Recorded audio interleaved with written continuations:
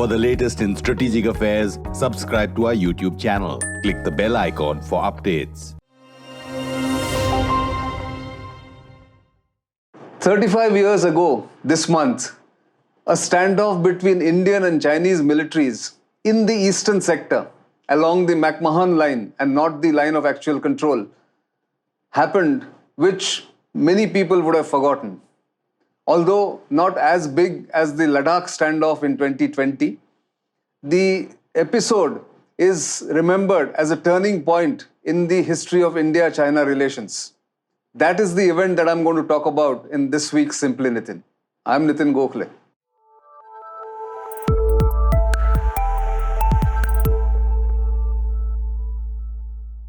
So while the memory of the Ladakh standoff is fresh in everybody's mind, exactly 35 years ago to date, there was a beginning of a crisis between India and China in Arunachal Pradesh. On 14th of June 1986, the two militaries came face to face, albeit on a very small scale, with small company-level deployments from both sides facing each other. Now, that crisis, which came to be known as either Wangdung crisis or Sumdorong Chu event or episode, was a turning point in the way the Indian military was perceived by the Chinese and the world. And I'll explain why I'm saying this. Until the 1980s, the Indian military was smarting under the defeat that it had faced in 1962 in Arunachal Pradesh. The shadow of that humiliating defeat against the Chinese PLA meant that the posture that Indian military adopted or Indian army adopted in Arunachal Pradesh was always very defensive. But in 1986, when the Indian army and the SSB, the Seema Suraksha Bal, not the BSF, but that used to be called the SSB or the SIB, which is Subsidiary Intelligence Bureau operatives, discovered that the Chinese had come and occupied or had started building some infrastructure and some tracks in the Sumdorong Chu river area, which was around the Wangdung grazing ground north of Tawang. The Indian army quickly moved to stop that construction and have a counter deployment. Now, this was much against the grain, much against the practice of those times. That time, a limit of patrolling was laid down by the China study group, and the Indian patrols dare not go beyond those limits of patrolling. Now, Wangdung area, which is, as I said, is a valley and a large grazing ground, was beyond the limits of patrolling that was set by the China study group. But a daring local commander, Major General J.M. Singh, who was heading the 5 Mountain Division based in Tenga, and his corps commander of the 4 Corps, Lieutenant General N.S. Narhari, both of them decided to take matters in their hand and started deploying in large numbers counterforce to deter the Chinese from doing anything extra beyond what they had already started in June 1986. Now, this resulted in a lot of to and fro diplomatically. The Chinese protested, Chinese put pressure on India. There was a difference of opinion between the Ministry of External Affairs and the MOD on one hand, and the army chief of that time, General K. Sundarji, one of our very well-known army chiefs and a brilliant strategist and tactician, who said that the Chinese must be deterred, and they must be deterred by show of force. So when the standoff started, it was small, about 100, 200 soldiers from both sides. But by September, October of 1986, India launched what is now known as Operation Falcon, which involved airlifting at least 3 brigades, which meant almost a division, and later going up to 3 divisions to the Tawang area, not exactly to Wangdung, but India flooded the Wangdung area, Zimithang, Tawang, Lungrolo, and the area overlooking the Sumdorong Chu with troops which were far exceeding the capacity of the Tawang area, or far exceeding the expectations or anticipation of the Chinese. This show of force, which was facilitated by the newly inducted Mi-17 helicopters, then newly inducted Mi-17 helicopters, enabled India to stop the Chinese in their tracks. It was the first time India had shown resolve, India had shown a desire to deter the Chinese and not get cowed down by their aggressive posture. Diplomatic talks followed. In 1987, another operation called Operation Checkerboard was launched by General Sundarji, which was aggressive in nature, which then stabilized the deployments of the Indian Army and the Indian Air Force. And it was the first time after 1962 that Arunachal Pradesh, which of course was earlier known as NEFA, Northeast Frontier Agency, and had become a union territory in 1972, also became a state of the Indian Union on 20th February 1987, which provoked the Chinese further. Much like the Chinese got provoked when Ladakh was carved out of Jammu and Kashmir as a separate union territory on 5th August 2019. Many people have attributed the standoff in Ladakh, one of the reasons to be India's political decision to have Ladakh as a separate union territory and the Chinese not liking it. Maybe in 1987, India declaring Arunachal Pradesh to be a separate state of the Indian Union also was not liked by the Chinese. In fact, Deng Xiaoping, then the paramount leader of the Chinese Communist Party as well as China, threatened India openly that it will face consequences like 1962. Much like what happened in Doklam in 2017, the Chinese media went berserk and warned India and the Indian military of disastrous consequences. But India stood firm.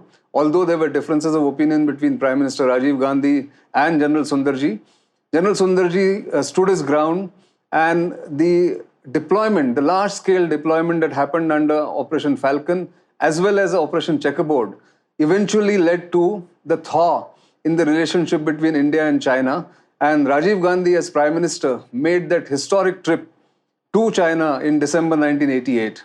It is still being talked about as a turning point in India-China relations, leading to subsequent different treaties and pacts and border agreements between India and China, starting from 1993 Border Peace and Tranquility Agreement, leading right up to 2013's BDCA or Border Defense and Cooperation Agreement, which of course has now gone, all of these agreements have gone out of the window following the standoff in Ladakh, where the trust deficit between the two countries is at its highest after so many years of peace and tranquility along the LAC and the McMahon line in Arunachal Pradesh. Remember, even today, China claims entire Arunachal Pradesh as South Tibet and says India has illegally occupied Arunachal Pradesh. So India's deployments since 1986 have of course improved. Now the two corps, one at 4 Corps in Tejpur and the other at Dimapur, the 3 Corps, look after the entire Arunachal Pradesh security. The number of troops, the facilities for Air Force, the advanced landing grounds, everything has improved over these last 35 years. And as I have said before, India is no longer the India of 1962, and neither is the Indian military, the same military of 1962. So the Chinese may not dare to do anything as aggressive as it did in Ladakh again, because even in Ladakh, the Indian military proved that it can massively mobilize in a very short time, as it was done in May and June 2020, deterring the Chinese, leading to at least a partial withdrawal and partial pullback of troops in Ladakh. But why I wanted to talk about this episode in Wangdung or Sumdorong Chu in 1986 was that was the turning point for the mindset of the Indian military leadership. The generals that time, General Sundarji, General Narhari, General J.M. Singh, and subsequently General V.N. Sharma, all of them displayed aggressive posturing, aggressive intent, and decided that you can take on the Chinese if you stand firm, they will withdraw. It eventually took 9 years for that matter to be resolved. Only in 1995, finally, an agreement was reached about where does the line of actual control or the border lies and where Wangdung is, and the Chinese withdrew in 1995. It took a lot of rounds of talks.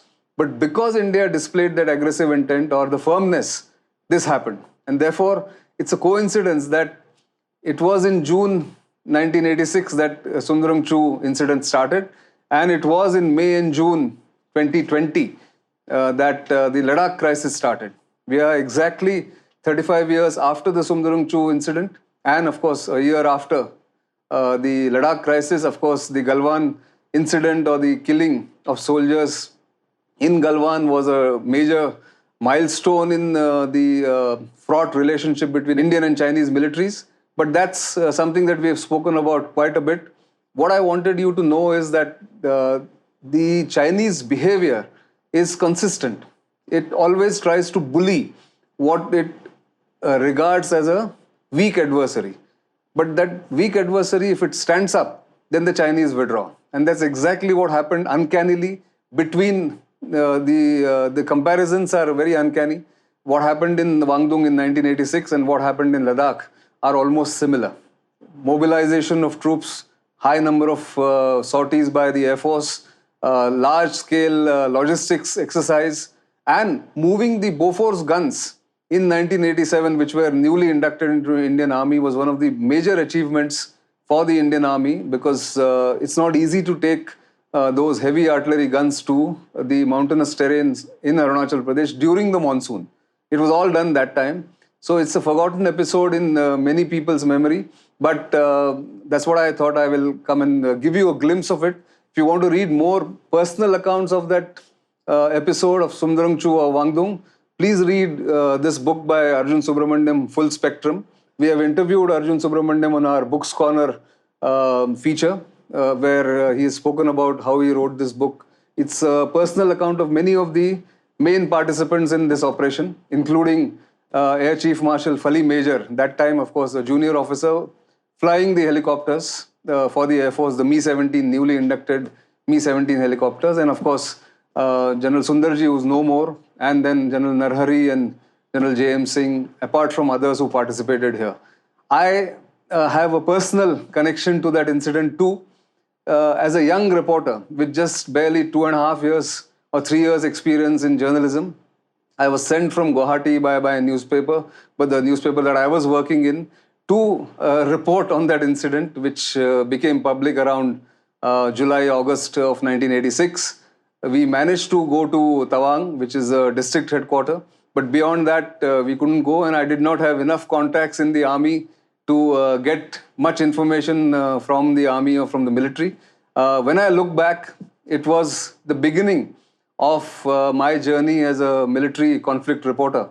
And that's where the first opportunity I got to go to Arunachal Pradesh, which I cherish. But of course, there are several other assignments I did subsequently, including Kargil and Sri Lanka, and then of course, many of them in Northeast itself.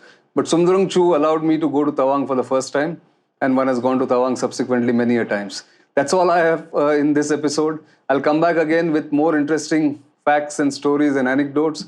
But do keep watching Simply Nitin. And of course, you know where to send the feedback. You know our social media handles. And do subscribe to our YouTube channel, which will give us the encouragement, not just to me, but to my team, to bring you more interesting facts, figures, and of course, stories. Until the next time, it's goodbye.